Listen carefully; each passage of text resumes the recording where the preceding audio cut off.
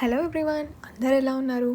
నేనైతే ఈసారి మన పరేడ్ గ్రౌండ్లో జరిగిన హాట్ ఎయిర్ బెలూన్ ఫెస్టివల్కి అయితే వెళ్ళాను అనమాట. ఇక్కడ ఎంటర్ అవ్వగానే స్టాల్స్ ఉండే అనమాట. సో ఇంకా కొంచెం కొంచెం షాపింగ్ చేసి కొత్తవి ఏమేమి ఉన్నాయని చెప్పి చూసి ఎంజాయ్ చేసాము. దాని తర్వాత బయట కూడా ఫుడ్ స్టాల్స్ ఉన్నాయి. అండ్ 5 o'clock స్టార్ట్ అవుతుంది అని చెప్పారు, బట్ ఇంతకీ స్టార్ట్ అవ్వలేదు. నాకైతే చాలా బోర్ కొట్టింది. మెల్లగా 5 o'clock తర్వాత వాళ్ళు అరేంజ్మెంట్స్ చేయడం స్టార్ట్ చేశారు. లైక్ ఎలా ఉంటుంది ప్రాసెస్ అని చెప్పి కొంచెం ఎక్సైటెడ్ ఉండే. ఈ పర్సన్ మధ్యలో అందరినీ ఎంటర్టైన్ చేయడానికి ట్రై చేశారనమాట.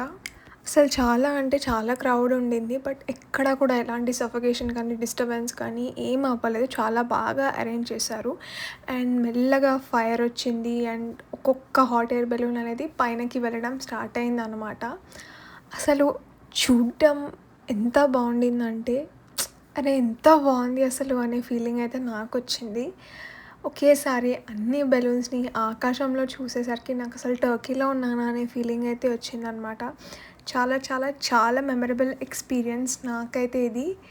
నేను టు ద కోర్ ఎంజాయ్ చేశాను.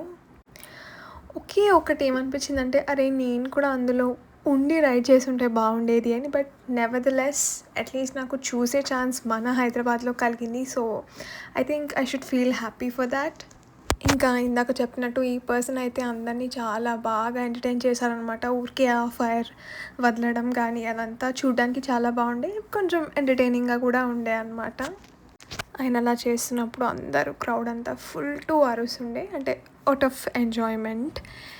సో ఇంకా కొంచెం సేపు పిక్స్ అండ్ వీడియోస్ తీసుకోవడం జరిగింది. దాని తర్వాత మళ్ళీ కొంచెం సేపు అలాగే అక్కడ కూర్చొని జస్ట్ ఆ వ్యూని చూస్తూ ఎంజాయ్ చేశాను. ఎన్నిసార్లు అనుకున్నానో అసలు నిజంగా హైదరాబాద్లో ఉన్నానా, లేకపోతే టర్కీలో ఉన్నానా, లేకపోతే సమ్ అబ్రాడ్ కంట్రీలో ఉన్నానా అని అనిపించింది. ఏదో అలా టైంపాస్కి కొన్ని వీడియోస్ తీసుకున్నాను. ఇవాళకి ఇదే, మళ్ళీ కలుద్దాం, టాటా.